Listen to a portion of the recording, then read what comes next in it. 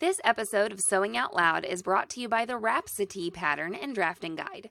Our innovative approach to garment sizing and drafting lets you take your measurements and plot them on a pre-printed drafting guide to get a better foundation for a perfect fit.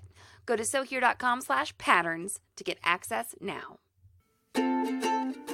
Welcome to Sewing Out Loud, the official podcast of ZD Sewing Studio. Here are your hosts, ZD and Mallory. Sewing Out Loud. Hello and welcome to the podcast. I'm Mallory Donahue. And I'm ZD Donahue. And today, we didn't write a book on home dec, so we haven't, we're just doing the best we can organizationally. We just haven't organized our thoughts. This is our book writing process, right? Is that what it is? Okay. Yes. So today we're going to talk about like tools and closures and kind of like hardware stuff. Yeah, like stuff that's made of metal. And some stuff you might go to the hardware store to get. Last podcast was all like fabric and like some trims and like what you find in the home dec section. Right. And this is a little bit more of some Did tools we say and this hardware. is like number 3 in the home dec series? This is number 3, but like technically it's gonna say like number 2 because the first one's like an intro. Oh, like so there's home intro deck, 1 and 2. Yeah, there you go. I don't have that written down this way. I better do that. Yeah, just in case. So technically, that's a 1, and this is a 2. there was like an intro. The intro or the preface, and then there's chapter 1 and 2. I see. Okay. There are good home deck books out there, though. Mom, I know. I think I own them all. No, I was going to say, maybe we should post some links. It's kind of funny. Are those still in print? I think what's funny is I bet they're still in print. I would like to know. They're like, some of these are probably only like 20 years old. Yep. Some are older. But what I see is home dec doesn't change. The process doesn't change. Yeah. Okay, so it might be the same book, but they've got new pictures because they're not going to show you the old style fabric. They're not showing you the fabric from the 50s or the 80s. They're going to show you the back when I started home dec. When you were in Girl Scouts doing everything that everyone ever suggests. Right. Okay. Anyway. Okay. So hardware or tools or whatever, things like that. Or what you may find yourself going to get. Yes. Or we are even we're just going to include presser feet here. Oh, okay. Okay. So, and closures and stuff like that. Okay. So where do you want to start here? I see that you turned your notebook. Because I don't have any notes, so it won't help you. Oh. So let's start off with the good old hammer. Let's start off with some percussive. You know what I want to talk about? Oh, okay. Pliers. Great. There should be pliers in your sewing studio. Okay. There should be pliers in your car. There should be pliers in your garage. And there should be pliers in your kitchen. I have a pair of pliers in my kitchen in a drawer where I keep some of my kitchen implements because pliers do lots of things. We used to have to keep a pair of pliers in our car to turn the heat on. Well, do you remember when we had the car that we turned on with a pair of pliers? Yes. Okay. And then we realized you could order the knob off of Amazon for $3. No, we actually started the car with a pair of pliers. Yes. Okay, so pliers are, going into they're gonna be used in some editing processes as well as some construction processes, right? Like if you need to take out a staple. Well, right. They remove. They hold in place. They pull. They hold. Pull things through things. I really can't imagine that people don't have pliers in their kitchen. Okay, so pliers. And then I was just breaking down a chicken the other day, and I could see where I could have used some pliers. Yes. I'm breaking down several chickens. Now a hammer. Yes. Okay, you need a hammer. Yeah. In home. Well, and I have not only hammers, but I have mallets. I wanted to talk about that. Mm-hmm. So in jeans, which means it's a big flat head. Right. In jeans sewing, we talk about that a little bit. Right. So when you sew jeans, it's almost like you're sewing home dec. Right. The hammers. Different surface areas are going to serve you better. Right. There are tack hammers. There's right? tack hammers. They're small. to do a tack head. To do a tack. Right. Hello. And we do those in Home Dec, right, to secure fabric. Right. And then those mallets are important if you're dealing with something maybe that you don't want to mar. Right. Right. Right. So I think another thing, like when we're talking about hammer or banging things or whatever, is a piece of wood. Yeah, like a wooden block. Which, there's such a thing as a tamper, okay, that you have in sewing, and it's a big flat piece of wood that or the clapper, or you beat on things with, right? But sometimes having a little piece of scrap wood is not a bad idea. 2 pieces of scrap wood, because sometimes you want to put one underneath. Well, that's true. And that's what I'm talking about. Is one underneath is what I was thinking too. Yeah. So you can sandwich things too. Well, and not only that, but you can save your own surface. Yes. So if you're on your table or be careful, you don't want to go, oh well, I'll go and do it on the floor. You can actually mar your floor up. Absolutely, you can mar your floor. Right. Also, we've talked about this before. Bears repeating. Don't go out and hammer on your concrete. No. Okay, don't do it on your cement, on your concrete, on your brick. No, because you can break it. Okay, you can break your brick. Right. Yeah. Also, if that's a rough surface and you hammer, you are also, sort of, challenging the integrity of the fabric. Like also, when we go outside of our house, we have these porches, these wooden porches. We have wooden porches, and plank porches. Yes. Yeah. Okay. And then we've got bricks, and we've got cement, and concrete, concrete driveway. We have gravel too, and grass. And if I was going to hammer something outside for whatever reason, I would put it on the porch. I'd put it on my wooden porch. Well, I would actually probably still use a piece of scrap wood too, because I don't want to mar my porch. Absolutely. I don't want to, all those things.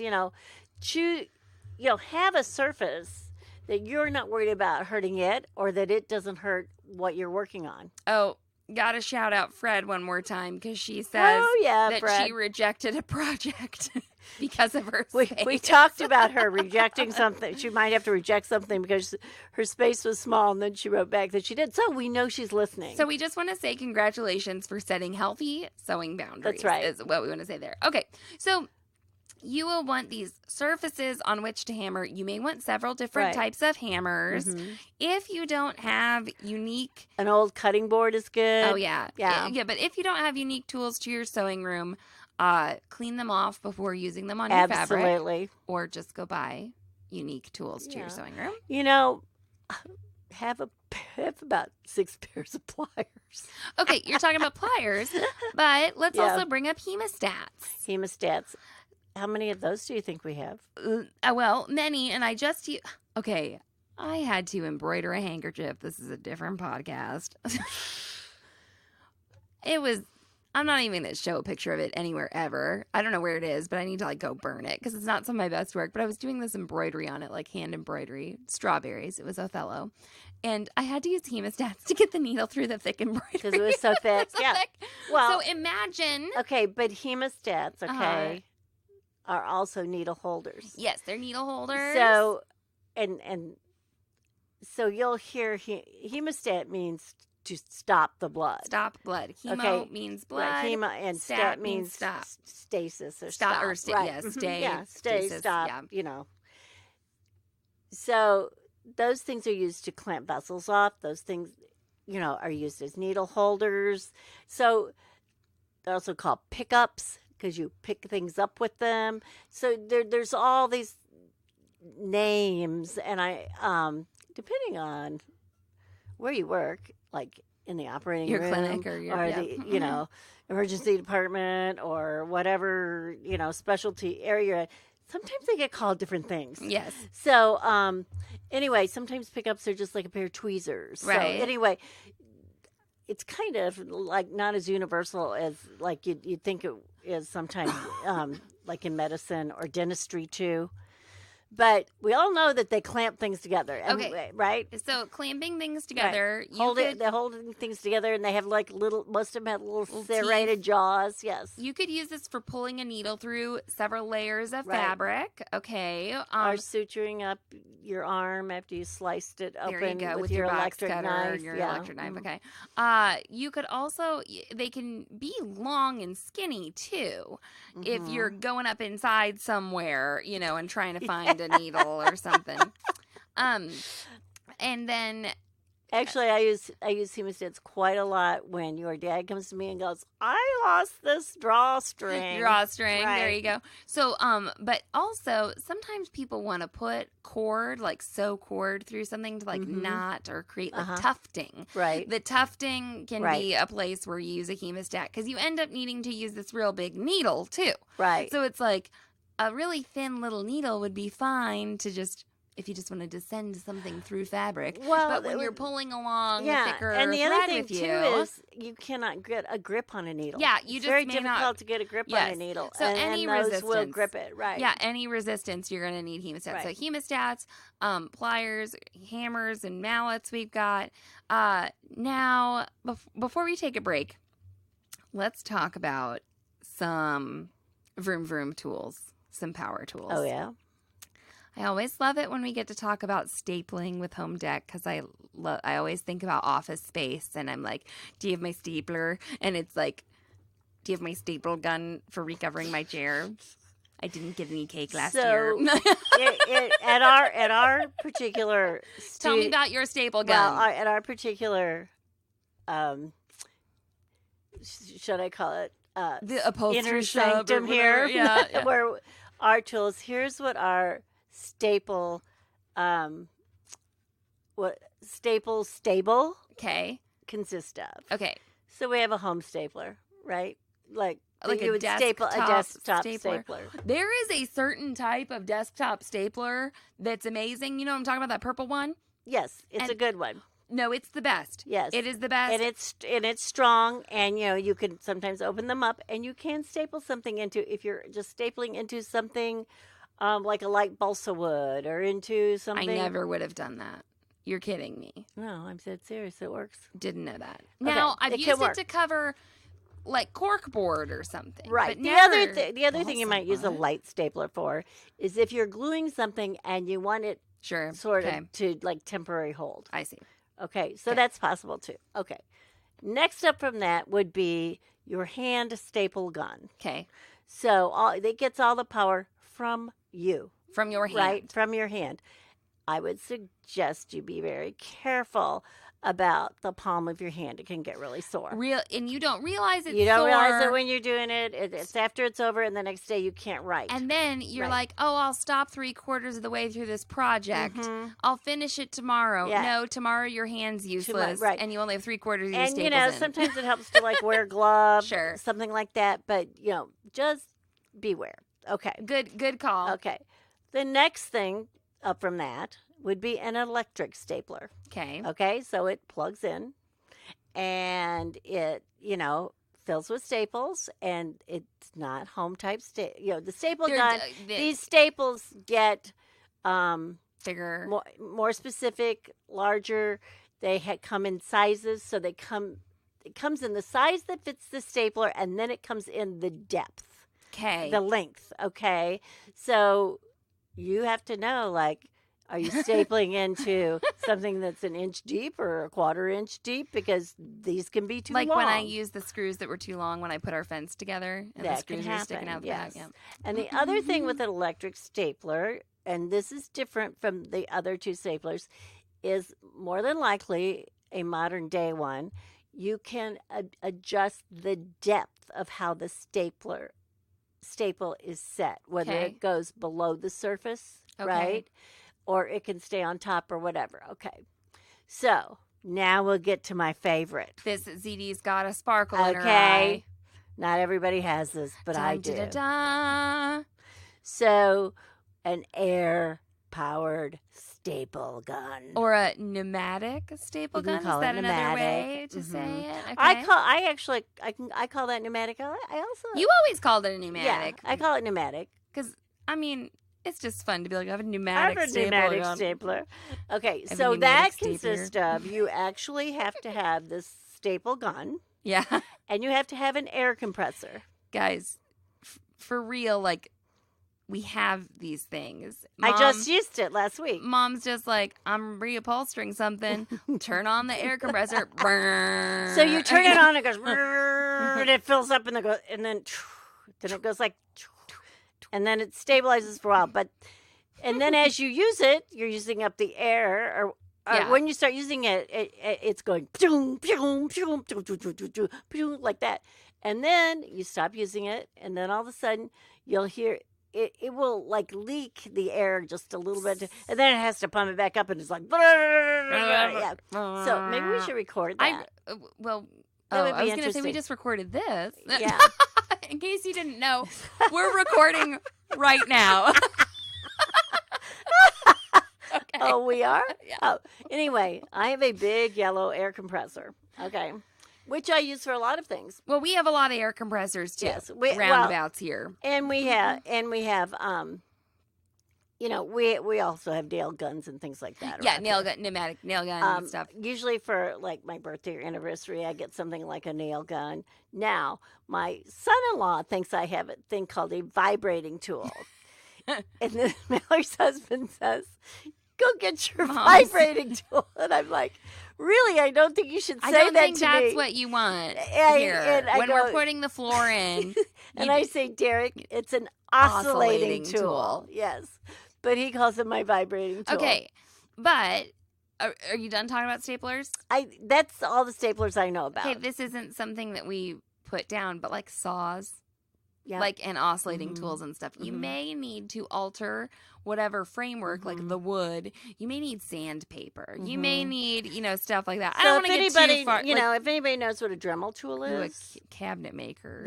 That's a nice thing. It's a small thing, and it does small things. Does it have like interchangeable? It has heads? Interchangeable heads. Okay. Yes, we have two of that those. Can do different things. And actually, our oscillator is also a Dremel. It's made by Dremel. Fun fact about the oscillating tool. So we were putting in flooring, right before I gave birth to Zelda, like hours before, and putting in all this flooring, and we had to, cut some off with the oscillating tool. And Derek didn't wait for it to stop oscillating before he puts it down on our newly laid floor, and he just got the most dagger looks from me. I was like, please wait until he doesn't know the name of it either. I know, I think it's a vibrator tool. Anyway, so yes, but you do need to be careful with these things. Safety goggles. Let's just cover our butts here. You really need to cover your eyes. It's very important. When you're doing things stuff fly, like that. Things come off. Be careful. Make definite movements with your hands. And you're not going to cut anything in the direction of where your hand is or whatever. I mean, make sure you don't staple, right next to your finger. Hand. All that kinds of things. You're talking about depth of the staple and stuff. Don't put your hand behind something. Right. This is good, though. This is a very physical type of sewing. It is. We're talking about workspace last time. You may need to prop things up against other things. Sometimes it might be good to go outside or into a garage. You do need to. Yeah, I just did a project and I set up a table in the garage. Okay. And one reason is because the project was also like outside. Now, Erin, I don't know if her mother-in-law listens. Erin Beauchamp. She worked in her in-laws' upholstery shop, so I guess maybe we should have talked to her a little bit before doing this. But, she talks about the physicality of it, doing things like that. That's why I will never make full-length pleated drapes again. It's just too bulky. And I think we're going to, later on in this series, we're going to get into some specific projects. And I think it's funny that you won't do these big, long drapes again, but, you're cool with redoing, chairs. Because I think somebody would think that, drapes would always But drapes you have to easier. drag around. Yeah. Like the chair, you set yourself up, it's there, it doesn't move, I don't know. Okay, one last vroom tool. I don't think I like drapes. Yeah, I don't think so either. Considering I have none in my house, that might be you have, some curtains, and they're made out of weightless material. have you noticed? They're made out of sheer. You're right. They're made out of sheer material that weigh nothing. So you've and I only have one set. That's the only drape I have in my whole house. None of this damask velvet, stuff for you. No funeral home drapes for me. Okay. So anyway, cutting foam. You just cut a bunch of foam. What did you use to cut the foam? I now use a electric knife. A lot of people do. An electric knife. Yeah. Okay, but in the old days, I have this big, and it hangs in our garage. You probably, I don't know if you've ever noticed it, but we cut a lot of insulation with this. It's a big, huge serrated knife. It looks like maybe a big bread knife to me. Okay. And I don't know where we got it. Okay. But I think it was like from my family. Okay. This is like a hand-me-down tool. And we cut insulation with it. We have cut foam with it. Yeah. If I only have like a small foam job, I might just like use that. Okay. Okay. But if I have a big foam job, I now use an electric knife. And I learned about the electric knife foam cutting thing. I can't remember in what. Girl Scouts. No, I was actually an adult. I was in my 30s. And I was working I was in a costume shop. And what did I have to make? Was it an elephant head? Yeah, and you can cut, Okay. They let me loose. Yeah. With this big block of you foam. can be like Michelangelo. Yeah, with they the let me loose with carving this knife. big block of foam. Was that what it was? I can't remember. It was some animal head. Yeah. Elephant sounds like it was really hard. I can't believe they let me do that right away. But anyway, they set me loose, and I wasn't even like being witnessed. They put me over like in the dressing room and said, here's this block of foam, make this animal head, and we're gonna like, you'll like cut a hole out, and we'll probably stick like a bike helmet or something up in there. This was for Children of Eden. Sorry, you were definitely in your 40s. If it was Oh yeah, I guess so, because I had you and you were alive. Yeah, I was in my 40s. God, I was in my 40s. I'm about to be in my 30s. But I felt like I was in my 30s. Okay. Anyway, and they said, here, use this. And they handed me an electric carving knife. Like a turkey knife. A kitchen carving knife. Yeah. And I was like, really? So, and they're like, yeah. And it was amazing. You can use this carving knife not only for being Michelangelo with foam, but also for making like straight cuts. Like yeah. There's no right. You don't want to I use was actually different. Like sculpting with it then. Yes. And it's funny because it's very similar to dot sequin issue. The foam can get kind of sticky. Yeah. Like it sticks Does it in get the knife. hot? Because there's two blades. No, I never had it get hot. Okay, you use two blades? The electric knife has two blades. It has like two saw blades one out. that oscillate back and forth. You well, can't. It won't work. You can't do that. It won't work. Okay. So there's two, and it's sticky like on the outside of the knife, not like inside of it, not between the two, like all surfaces. I don't know why. I wonder if it's the friction and the. I think stuff. no, I don't know. Yeah, if the friction with the foam, so it does help to have alcohol with you. And I'm talking about, It does help to drink alcohol while I'm carving talking an about elephant like head. rubbing alcohol. Yeah. Right. So that you can wipe the blades off because they somehow get a little. Well, it's rubbery. I mean, who knows on that what's foam? in that stuff? Well, who knows what's in the foam, right? Right. And that's the other thing we can get there into you foam go. and densities and all wear kinds. a mask too Yeah, when you're doing this stuff. but we can get into all kinds of foam and. Well, yeah. I don't understand or know all foam. I just feel it and know. Yeah. I mean, right. but there are densities and things like that. So if the last time I got foam, I did order it off the internet, and they had a very good description. Oh, good. And then I read the people's reviews and what they used it for, and I was like, "This is going to be right." This is what and I it want. came, and I liked it. Good. Right. Good. Okay. So that's the last power tool. Is that the last power tool you can think of? Okay. If you're going to make alterations It's to always wood a glue furniture- gun too. But Well, anyway, glue gun, and then I was thinking, of course, a drill or a screw a gun. drill. Well, a screw gun. Depending. Who would not want a screw gun? I mean, you need which is a drill. Yeah, right. So, like, if you're gonna take something apart. Hey, Mallory, when I grew up, you plug drills into the wall. Oh yeah. Yeah. I mean, I don't know if that.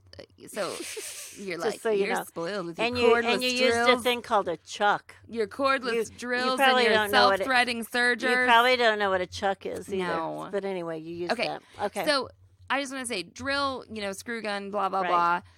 If you're going to disassemble furniture and put it back together, or I'm thinking boring a hole into wood for Right. some reason. Well, and everybody has a screwdriver, right?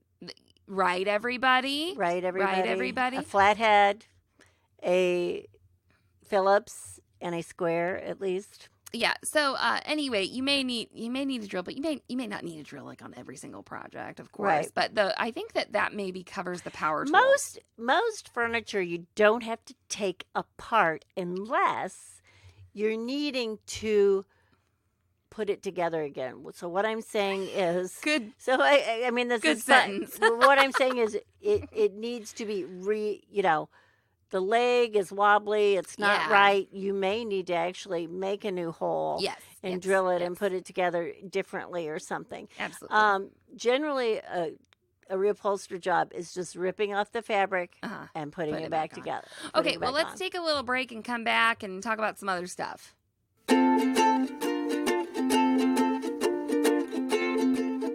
Did you know that we, SewHere.com, have patterns? That's right. We've created drafting guides that give you more control of your garment fitting and construction process. Need to get started on the perfect t-shirt? The Rhapsody is for you. Take your measurements, or those of someone you love, or someone who will pay you $1 million, and plot them out on our pre-printed drafting guide. It's available as a tiled PDF or a large format AO file, so you have access to the drafting guide immediately after you purchase it.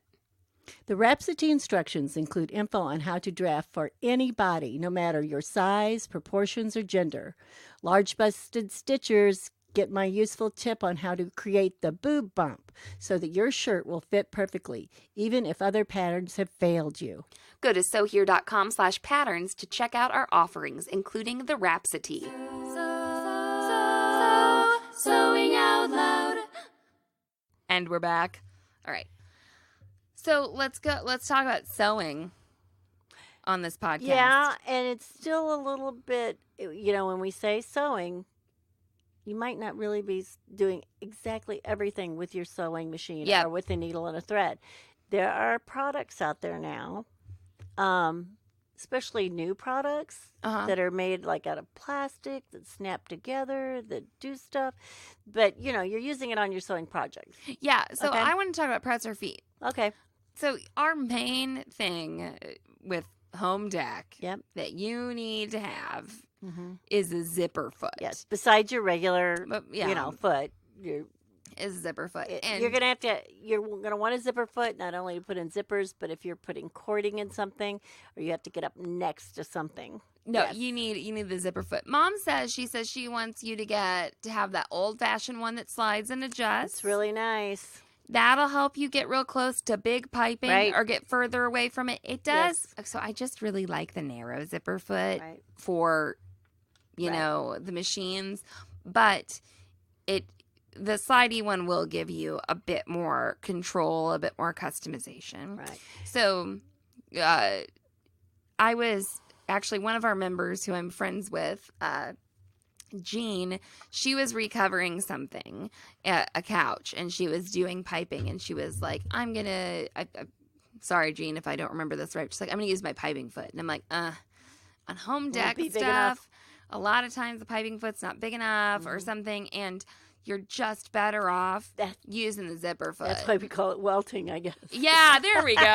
We talked about this in an earlier podcast that for some reason the cording or the covered cord that we use in Home Dec, we will be called I've welting always sometimes. referred to it as welting, and piping is what I refer to mostly in garments. Well, I haven't. They're apparently those terms are somewhat interchangeable. I haven't gotten to that part in my History of the English Language podcast yet.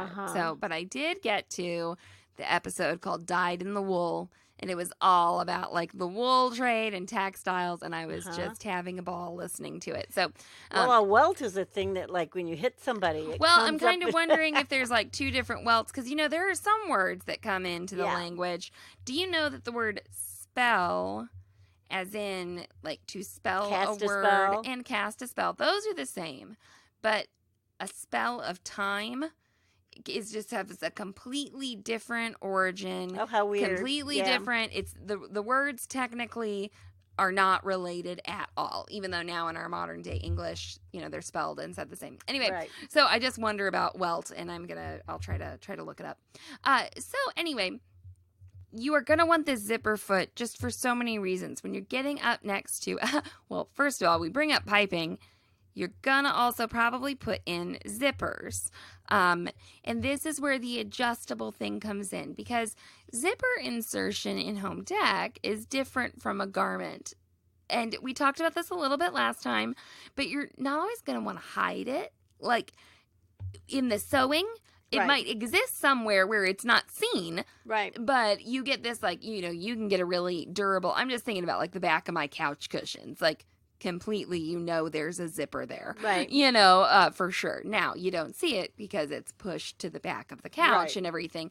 But you want this really durable insertion, and so you may want to stitch closer to the zipper and then further away from the zipper. Right. But it's still kind of in that field of where a presser foot would go, and so you want that narrower foot.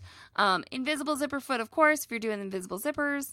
But also over at your sewing machine, we talked about space. This may be where you want that table, and stuff. Any other, a big extension table.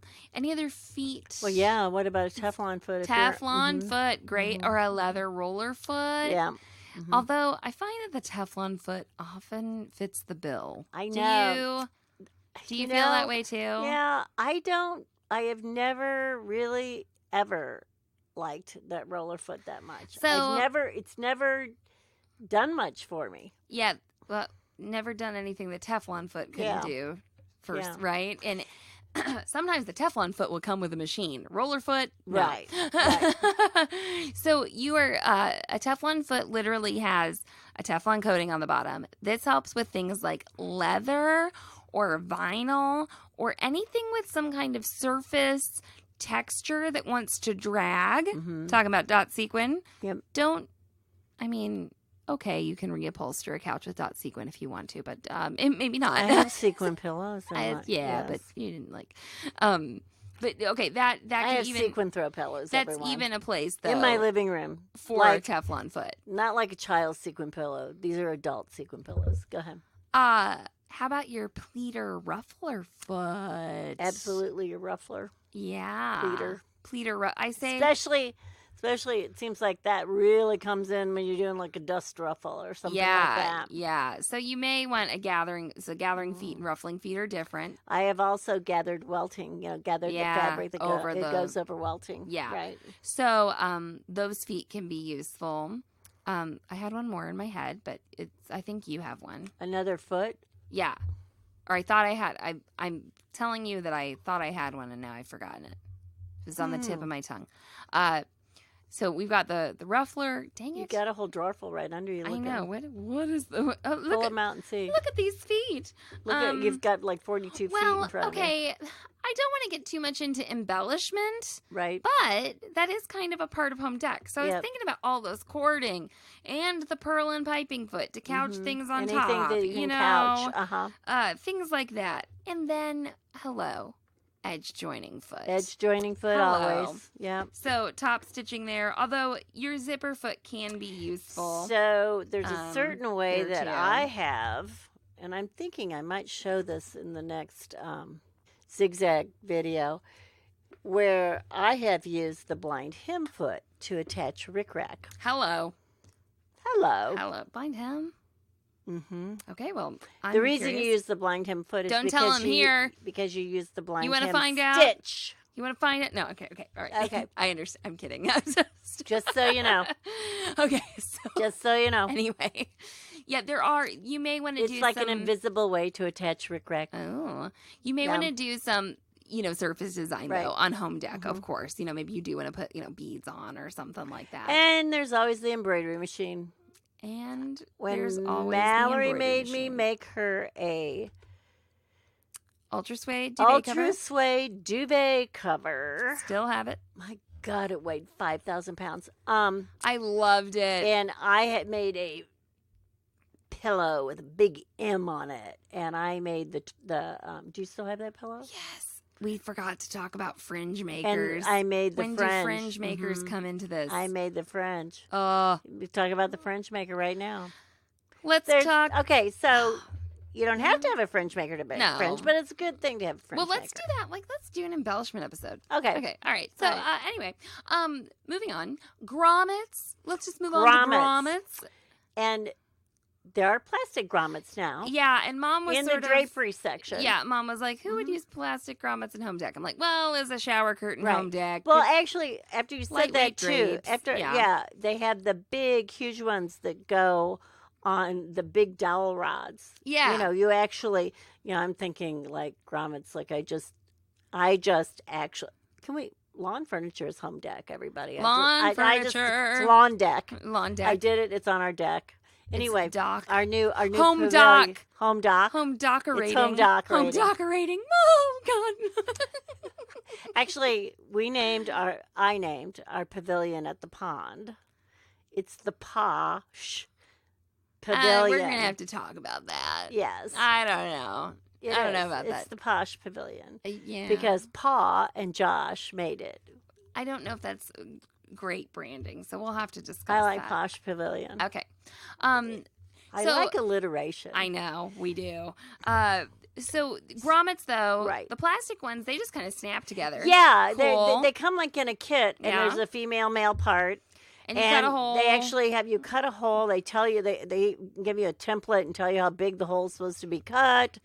And, it's kind of similar to like a covered button kit. Okay, I was going to talk about covered buttons, though, because too. We'll do those too, we'll right? Well, you covered buttons are used in home deck all the time. Yes.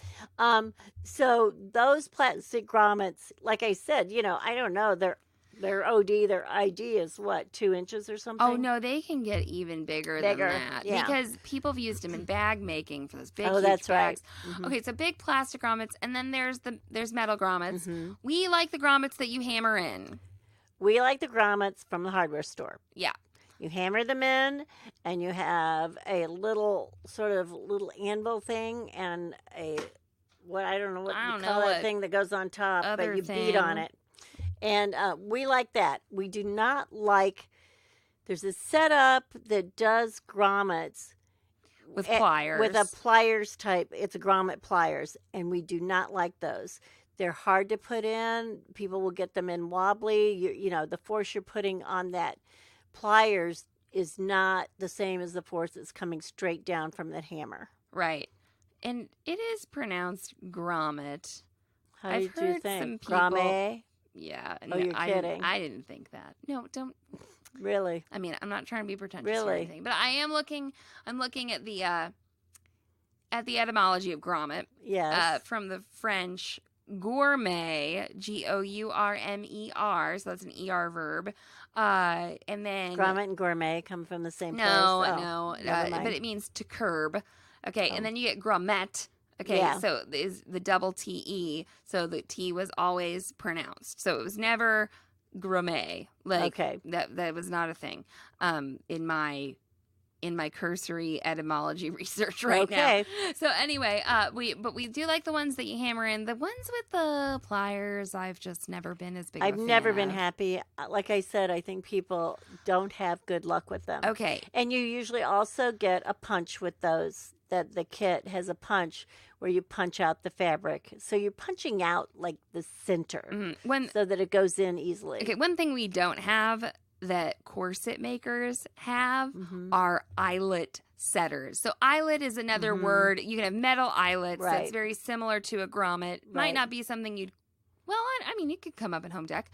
But they have like a press, and I'm like, I want one of those. So I don't know if you remember some of the corsets I have made, but I made a wedding corset for, somebody.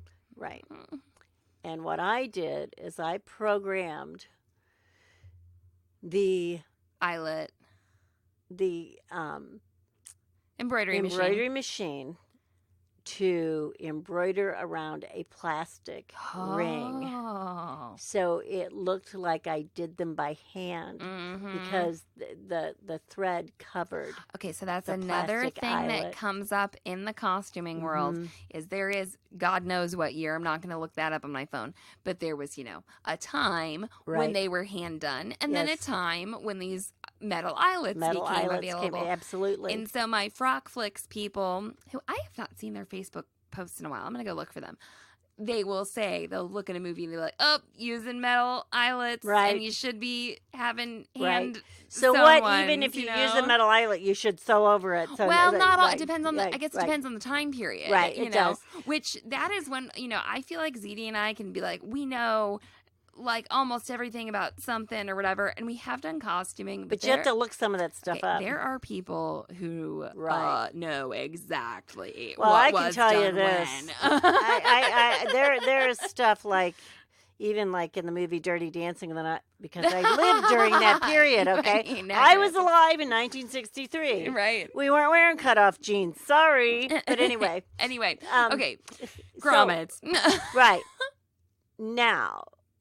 For instance, the farthingale thing, hey, it's hanging right there. When I made that and I made the corset that went with it, well, I used steel in the corset because authentically I should have used whalebone. Well, that was really hard to come by. There is like synthetic whalebone out there right now. Right. The corset community is fun to follow on the internet. Right. So anyway, the corset's back there. It's still intact, but it was not whalebone. So, and I use steel in the farthingale, you might use grommets for a number of reasons in home dec. So we talk about like grommets that are used to hang like a curtain. Right. Why else might you? A grommet basically is a hole. Is something something that is covering that inside edge of the hole. Right. Okay. So I just want to bring up tacks and nails and things like that. I know we talked about staples, we talked about nail guns, but there can be home dec. You can nail something down, right? Then you can like cover it in trim, and that trim could be glued down, or tacks that get hidden and there's actually through the trim. Right. There's actually tacks on a strip now. Yes, a strip. So I wanted to like they're together so that they line up really easy. And they're evenly spaced and stuff. And then you can have decorative tacks that show, too. My uncle, who was a upholsterer, would fill his mouth full of tacks. Oh, gross. Honest to God. And pop them out. And he was like a machine. And he'd just spit them at the chair and they'd go all the way in. Yeah, that's it. That's what he did. No, he would just take it out and hit it. It was wild. So fun fact, if you didn't know this, Jack White of the White Stripes said that he used to be an upholsterer. Anyway, moving on. So I don't know how much I believe him about that, but he says he was. So he was probably the upholsterer's gopher. You might have. You think? I don't know. Maybe. So you might have tacks that show. You might have tacks that go on and then get covered up with something. Or there are those kind of like decorative trims where you can tack that on, and the tack will hold the trim on, but you won't see the tack. Does both. This is important for you to know when you go back to when you are restoring or you're recovering. Right. You got to investigate how this stuff was put on. And the thing is, I used to have to go to the library to investigate. There weren't even books on this stuff. Like you didn't go to your fabric store and there was like a wall full of books to do this. Right. Okay. That wasn't there. It was hard. It was very difficult. It was uphill both ways in the snow. It was uphill in the sno with a hole in my shoe. I was going to say, did you go to the library with your Girl Scout troop? I didn't want to beat a dead horse, but it's a good joke. That's a good running joke we have. But I mean, I used to go. The bad thing about the library and the internet are the same thing for me. Get distracted. Yes, I would go to look up upholstery tacks, and I would wind up doing everything in the world and wanting to make jam or something. You know who has books checked out from the library on hex weaving right now? I mean, it might be me. When do I have time to do that? Okay. But you can go to the internet. You can go to YouTube now. Yeah. I mean, they're now. I'm not saying all of those things I'm endorsing them. I'm not saying Amen. that. Everybody needs to use their own brain and think, was this a good way does this person seem like they're doing this? Or when they go, I don't know why anybody would ever have to do it. There might be a reason. Okay. Don't skip a step. That's a good, this is getting off topic a little bit here, but that's a nice red flag for watching something or for you personally as you're developing a skill. You think, I don't know why anybody does it like that. Right. I'm just going to skip that step because I can't tell you how many times I've thought that to myself and then gone on with the project and be like, and what do I say? If I would have skipped know the rules before you break the rules. Yes. Some rules can be broken and some can be broken for certain reasons or for certain effects, but you have to know why the rule exists. So if your YouTube presenter says, I'm skipping this step that a lot of people do because of such and such. They give you a reason and they can explain it to you. That makes sense. Yes. Or if you can rationalize a reason when you're skipping a step, that's like a good thing. But I'm not saying it's something I've never done because I for sure have done it. I was browsing through something because I was looking for a gift and I saw this thing. It was a pencil case and it was like instructions for a pencil case. And I thought, I wonder how they did this, right? But, I mean, they did it fine. And they were talking about interfacing all this fabric. Yeah. Do iron-on interfacing and all this fabric. Well, they were using, like, quilting cotton kind of thing. I would be using Home Decor fabric.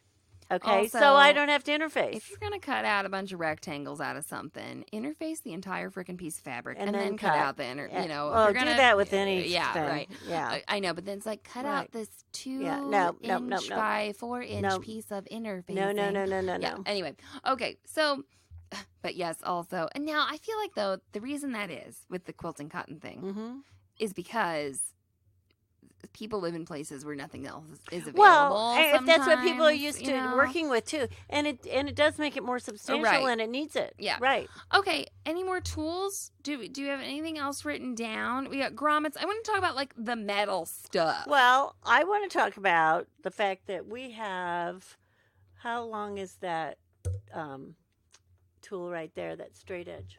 Oh, a really long straight edge. A really good way to find out the length of a ruler is to go and look at it. It's a 48-inch. Mom just went and looked. It's a 48-inch straight edge. Sam's going to be laughing at this. It's a metal straight edge that Great. Yeah. You find at your hardware store. We have 3 of them. I don't know why. I guess I use them. But you'll oftentimes want something that long. Okay. Yeah. Okay. You'll need it. You also may want a long carpenter's tape measure versus. And we mentioned that last time. Did we? Yeah, good. Good to bring that up. Right. Yeah. I mean, you're just going to need it. Yeah. Right angles come in good too. I think that we did cover, pretty well tools. What we're going to do is maybe do one more episode, maybe talk about like embellishments and stuff a little bit more. But then we're going to get into some specific projects. And I've really come to like my philosophy about, maybe like creating media a little bit. It seems like when we get into specific things, we help people learn in a good way, in an effective way. Sometimes like I think it's good to have an intro and try to cover a lot, but then when you get into a specific project, it's so helpful, which is why I think the group is so popular. I think the other thing you need that I don't know if it's a tool, but I know we have not mentioned it. Okay. Is tape. You always need tape. Glue and tape. And glue. They're not metal, but they go in this And when category. I say tape, you're probably going to need, maybe your painter's tape, like a low-tack tape. You might need a high-tack tape. High-tack tape, depending on what you're doing, you got to be careful. You don't want to leave it on for a long time. Because it'll stay there forever. Yeah, the painter's tape is nice. Tape is nice to have. Clamps are another thing. Okay, especially if you're tacking fabric onto something, because you want to maybe first clamp it on one side and then tack it on the other side, and then go back and pull again. So you're so right about the clamps too, and also if you're maybe rehabbing, doing a bit of just like furniture rehab too, right? For the clamps. Mm-hmm. So good. Wood glue for the wood glue. Yeah, if you go in there and it's wobbly. Going to talk about, wood glue and some fabric glues. Sometimes, like, I'm not a big fan. Like, I like to sew as much as possible, right? In my everything, for my whole life. But sometimes glue is absolutely necessary, right? So yes, do keep in mind there might be glues that are appropriate for whatever material you're working with, right? And tape. Yes, that was on my mind too. The other thing I think that's important, and this can be a very if you're going to do something. You're redoing something. You're taking it apart, whether it's just a box cushion or, something that simple, or is it a chair or a couch or whatever. Pay attention as you pull it apart. Yeah, take pictures. You can take pictures now. It's easy to take pictures, and you've got them right there on your phone. Or even while you're doing it, have somebody, take a video of you. But the process can be very interesting and can let you in on... and I've taken a lot of chairs apart, and they're not all the same. Yeah. And sometimes you learn something from one that you didn't learn in the other. Absolutely. Right. Absolutely. No, that's great. Take phone pictures, document that process so you can kind of reverse engineer it. All right. Well, that may not be every single dang tool, but maybe we'll come up with some more there'll later. Be something. Yeah. An awl. All right. It's getting a little late. Those of you who like long podcasts, you're welcome. Those of you who don't, sorry about ya. You can get at us on Instagram. We are at SoHereCom. You can email me at Mallory@SoHere.com. ZD? Remember, the more you sew, the more you'll know. So long and so happy. Thanks for listening to Sewing Out Loud. For even more expert sewing advice, visit SewHere.com.